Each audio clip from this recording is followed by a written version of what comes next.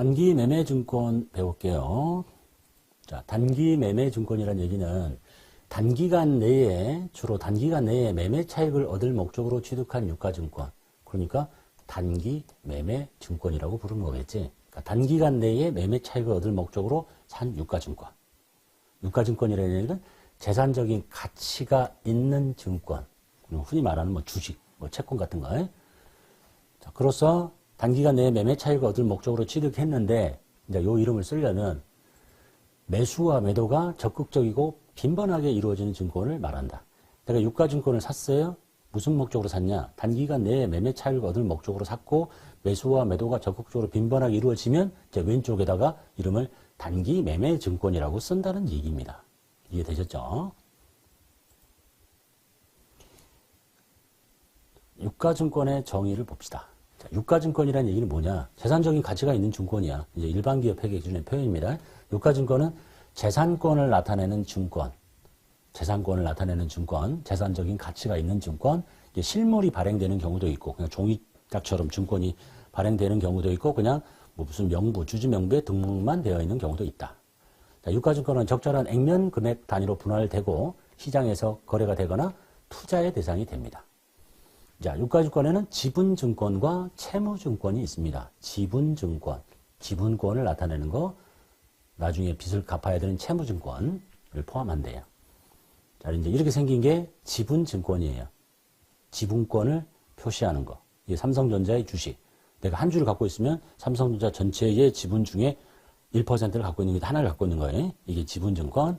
그 다음에 이게 채무증권. 채무증권은 이게 잘 안 보일 수도 있는데, 안 보이면 괜찮아요. 이게 상환 만기가 존재하고, 이자율이 여기 이자율 7.6%라고 써있네. 7.6%로 요 돈을 투자하시면 만기까지 계속 7.6%를 주고 나중에 만기에 원금을 돌려드리겠다라는 게 채무증권이에요.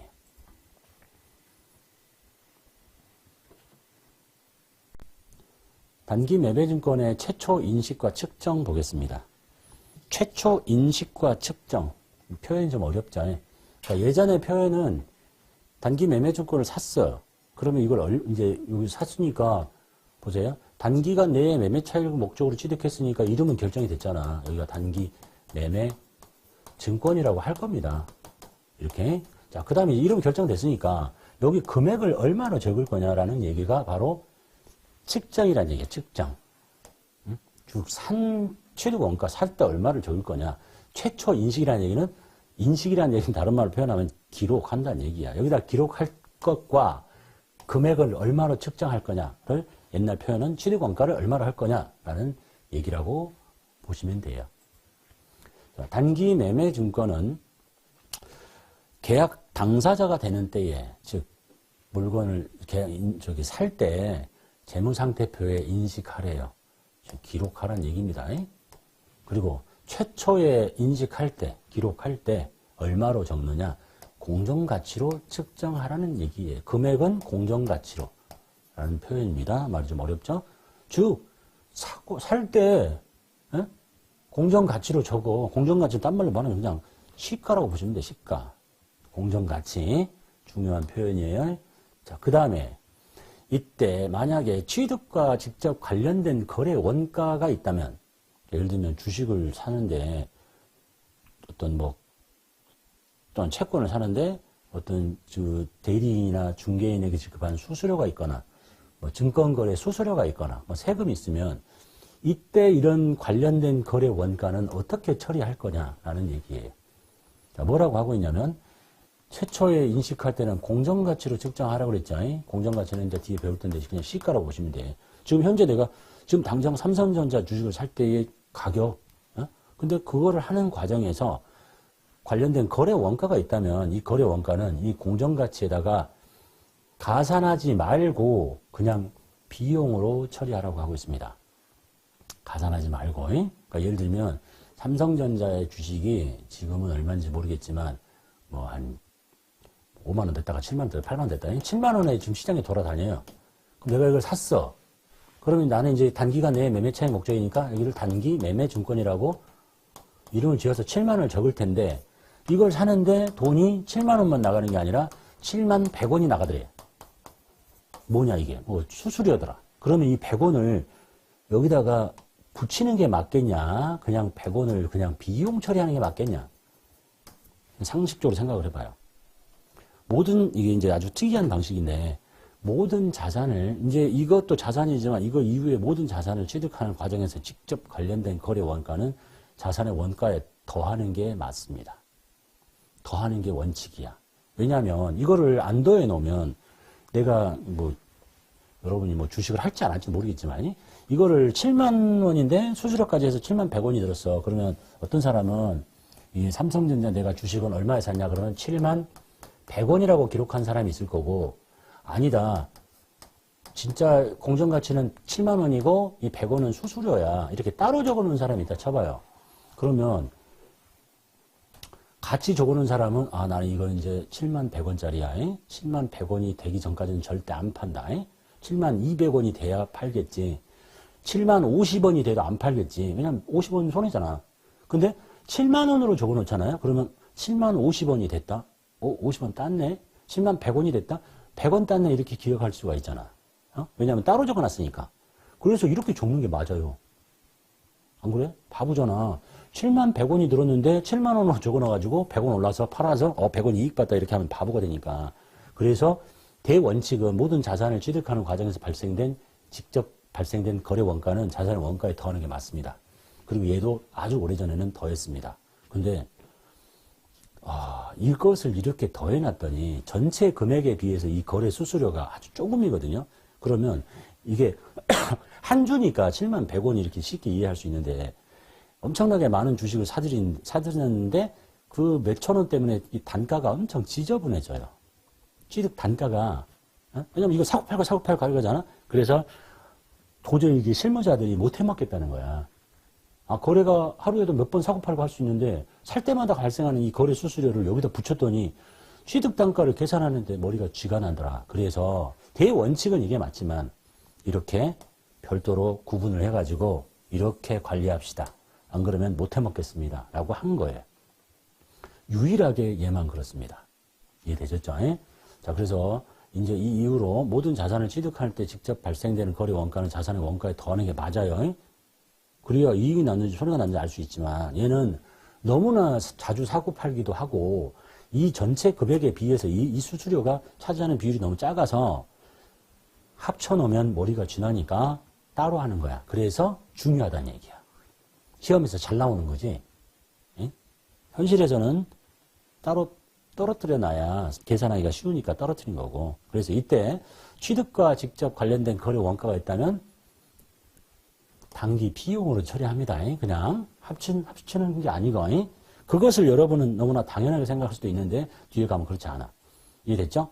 자, 그 다음에 최초 인식할 때 이 공정가치는 일반적으로 거래 가격이야. 근데 얼마 주고 샀냐 이런 거지. 제공한 대가의 공정가치. 우리 흔히 말하는 그냥 시가라고 보시면 돼. 시중에 돌아다니는 가치로 지급하겠지. 됐죠? 자, 예제 봅시다. 자, 단기간 매매 차익을 목적으로 삼성전자의 주식 10주를 삽니다. 주식을 샀어요. 10주. 그 주식의 액면에는 이렇게 적혀 있답니다. 이 중요하지 않습니다. 아무 상관없어. 근데 이건 여기서 말하는 이 골뱅이는 주당입니다. 한 주당 6,000원씩의 현금으로 삽니다. 자, 일단 돈이 나가는 걸 알겠죠. 돈이 나가는데 얼마가 나가겠냐. 액면은 아무 상관없다니까. 내가 지금 요거를 산 거잖아, 요걸로. 근데 10주를 샀어. 그러면 돈이 6만 원이 나가는 거는 알겠어요.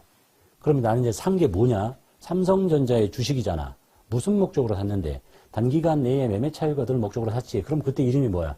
단기 매매 증권이란 얘기입니다. 6만 원이에요. 이렇게. 액면은 아무 필요 없어.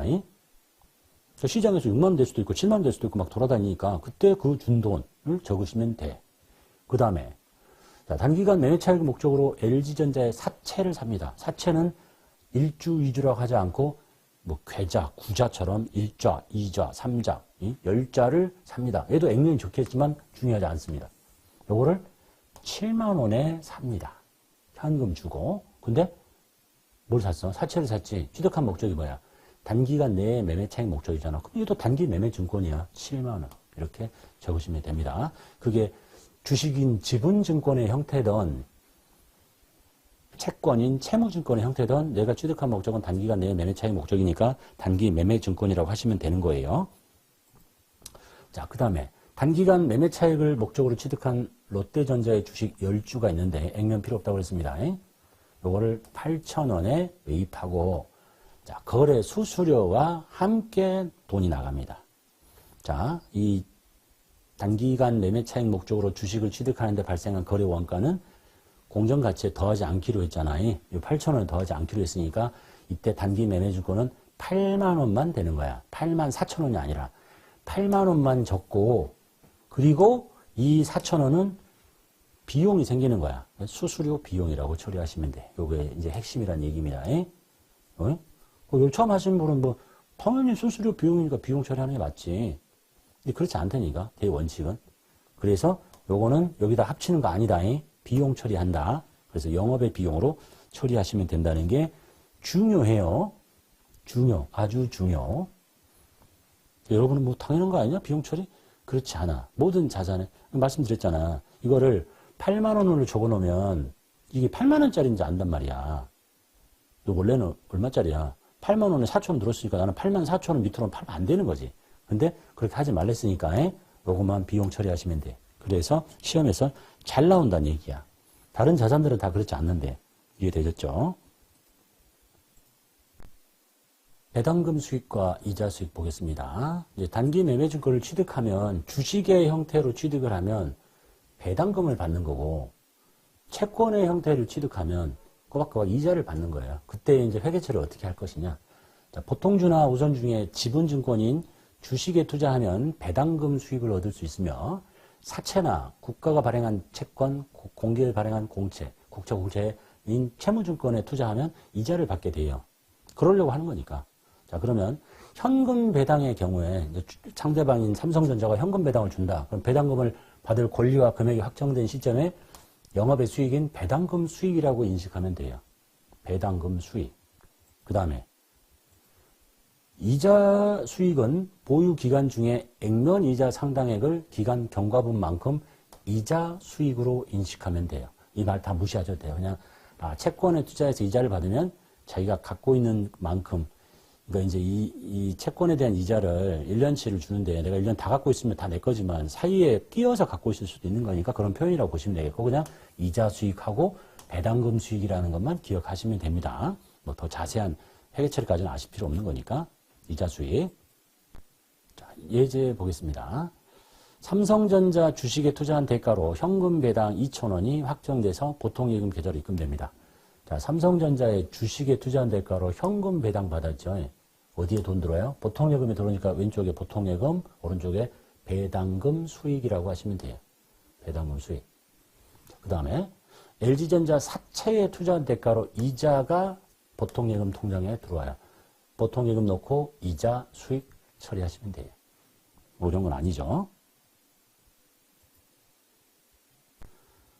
자, 후속 측정 기말평가 보겠습니다. 그러니까 예전 표현은 기말평가, 후속 측정은 최초에 인식하고 그 다음에 후속적으로 어떻게 측정을 할 거냐 이런 표현이에요.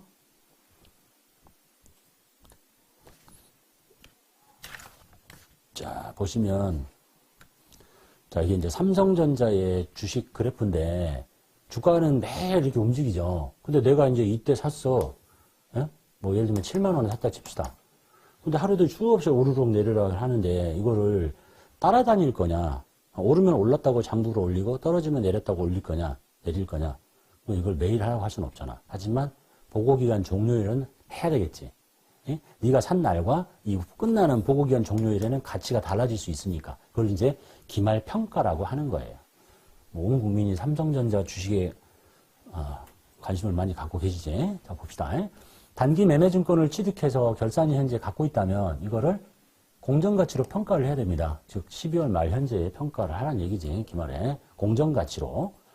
자, 공정가치 변동분. 그러니까 내가 샀을 때와 기말의 가격의 변동분은 아직 실현이 된 건 아니잖아. 내가 팔지 않았으니까. 그걸 보고 이제 미실현 보유 손익은 단기 손익 항목인 단기 매매증권 평가 이익 또는 손실로 처리하시래요.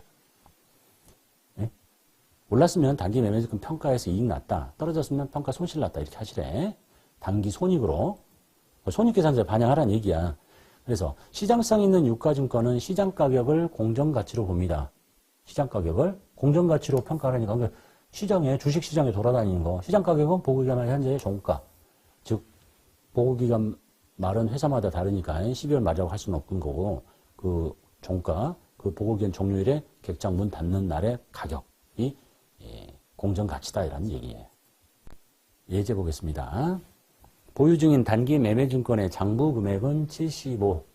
장부 금액은 75라는 얘기는 사왔을 때 이게 단기 매매증권 75로 해놨다는 얘기 아니야. 자, 그래 기말 공정가치가 80으로 올랐죠. 좋은 일이잖아요. 그죠?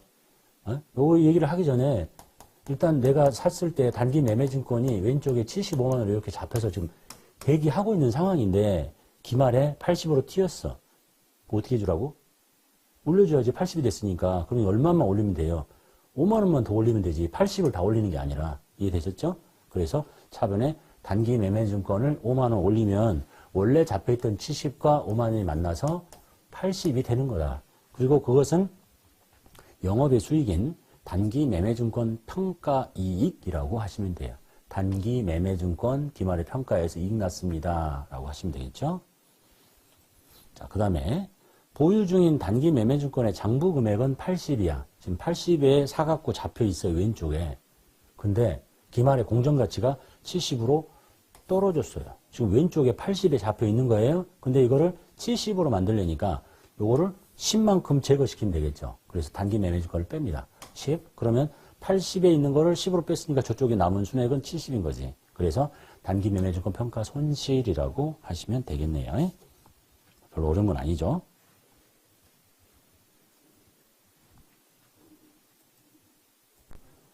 단기 매매증권의 후속 측정 보겠습니다. 다른 말로는 처분, 내다 팔 때 어떻게 할 것이냐 하는 얘기네요.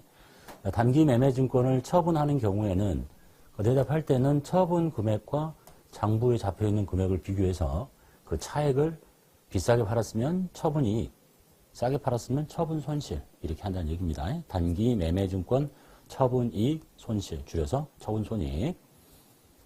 예제 보겠습니다. 단기 매매 차익을 목적으로 취득한 상장회사 주식이 있습니다. 장부에 16만 원에 잡혀 있는데 요거를 20만 원에 내다 파네요. 장부에 16만 원 잡혀 있다는 얘기죠.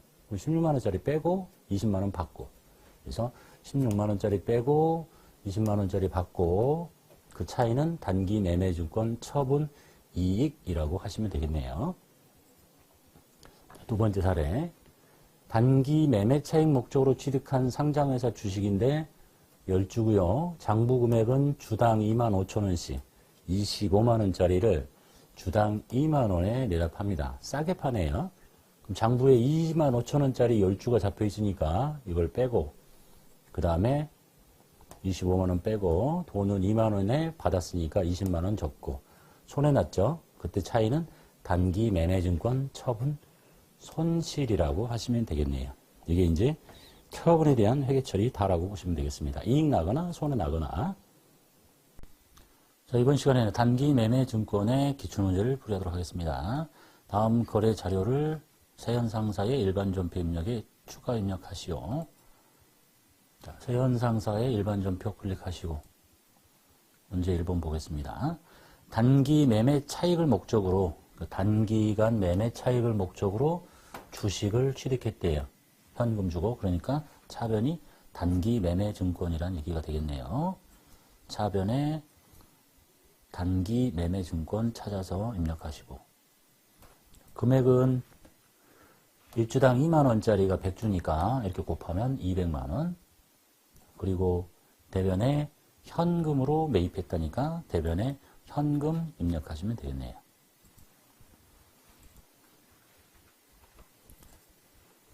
그 다음에 두 번째, 일시 소유의 단기적 운용 목적, 단기적 운용 목적이니까 주식, 요 명칭으로 가서 단기 매매증권이라는 얘기네요.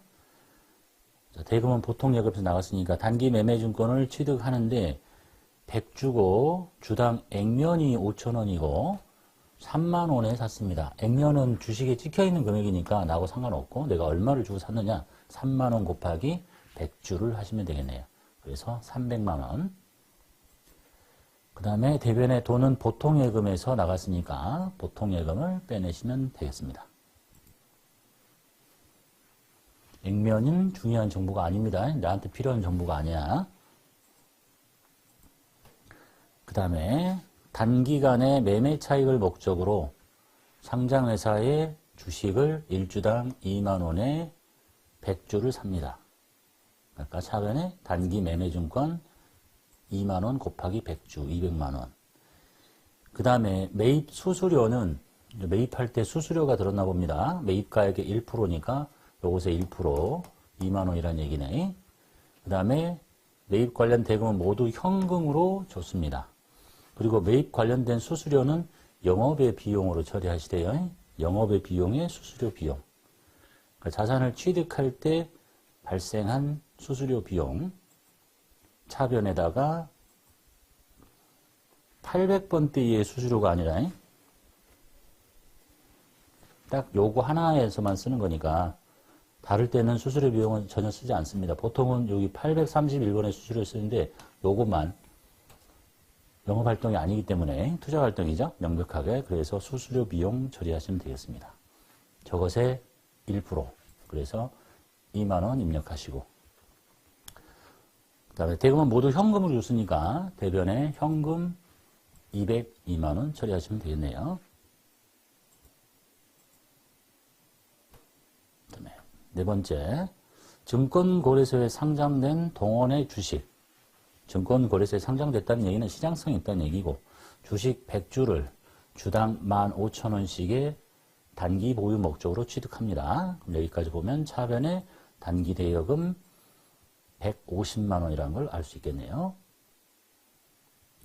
그 다음에 주식을 취득하는데 주식 매매 수수료 15,000원과 함께 보통예금 통장에서 계좌이체합니다. 그러니까 차변에 주식 매매 수수료 영업의 비용으로 처리할 것이라고 알려줄 때도 있고 안 알려줄 때도 있으니까 둘 다 수수료 비용, 영업의 비용 쪽에 있는 수수료 비용을 쓰셔야 되겠어요. 984번. 수수료 비용 15,000원 입력하시고 대변에 묶어서 보통예금에서 나갔으니까 모두 다 보통예금 처리하시면 되겠네요.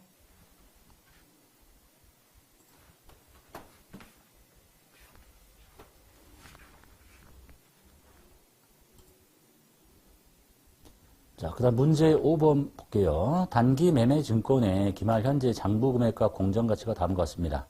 기말, 이 회사의 회계 연도는 1월 1일부터 12월 31일이니까 기말이라고 하면 요날을 말하는 겁니다. 그래서 기말의 평가를 한대요. 장부에 이미 1,500이 이렇게 잡혀 있는데 이미 샀겠죠? 차변에 단기 매매 증권. 공정 가치가 1,600으로 100만 원이 올랐어요. 그러니까 단기 매매 증권을 100만 원만큼 늘려주시면 되겠죠? 차변에 단기 매매증권 100만 원. 그리고 나서 대변에 쓰는 게 뭐예요? 나한테 좋은 일이 생긴 거잖아요. 단기 매매증권을 평가해서 이익을 봤다. 그래서 단기 매매증권 평가 이익이라고 합니다. 금액은 100만 원.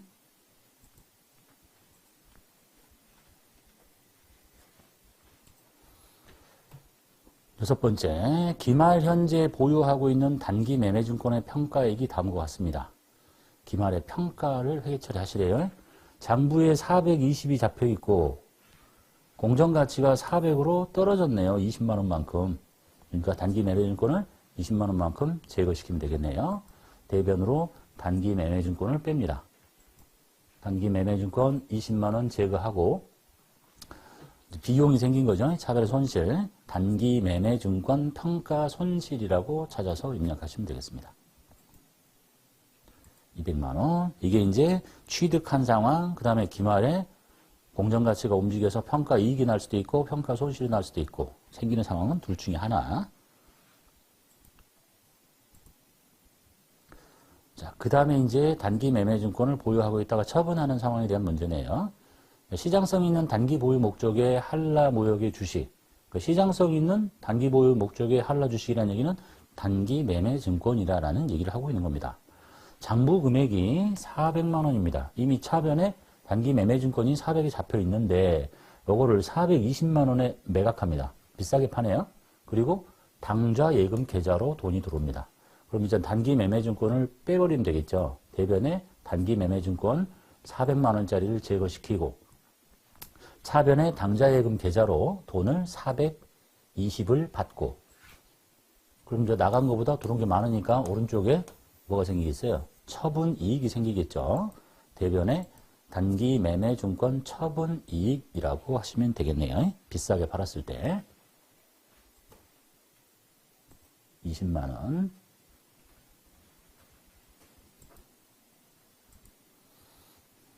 그 다음에 단기간 매매 차익 목적으로 매입했던 상장회사 주식 100주 장부 금액이 700만 원에 잡혀 있습니다. 요거를 일주당 6,900원에 모두 팔아요. 1000주인데 6,900원이니까 이렇게 곱하면 690만 원에 팔았다는 얘기네요. 그리고 돈은 전액 현금으로 받습니다. 대답할게요. 단기 매매증권 700만 원짜리를 제거시킵니다. 그리고 현금 받았댔죠? 차변에 현금으로 690만 원을 입력합니다. 들어오는 돈이 나간 돈보다 작으니까 이쪽에 이제 처분 손실이 생겼다는 얘기네요. 그래서 차변에 단기 매매증권 처분 손실 나머지 차액 10만 원 처리하시면 되겠네요. 그래서 단기 매매증권에서 출제되는 형태를 보면 일단 취득했을 때의 얘기, 그 다음에 기말 평가를 했을 때의 얘기, 그 다음에 마지막 처분했을 때의 얘기 나오면 숫자는 다르고 내용물은 다 거의 똑같이 출제된다고 보시면 되겠네요. 닫고